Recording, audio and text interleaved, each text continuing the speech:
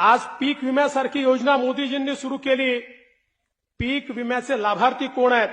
71% लाभार्थी SC, ST आणि OBC आहेत.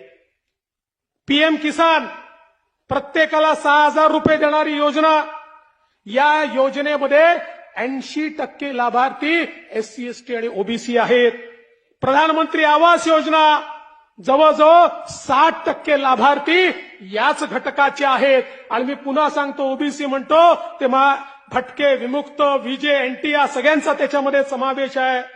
विविध शिष्यवृत्ती 58% मोदीजींची शिष्यवृत्ती याच समाजामध्ये जाते. मुद्रा योजनेचा लाभ मिळालेले जे 24 कोटी लोक या देशामध्ये आहेत, त्यातलेही 51% लोक हे याच समाजाचे लोक आहेत.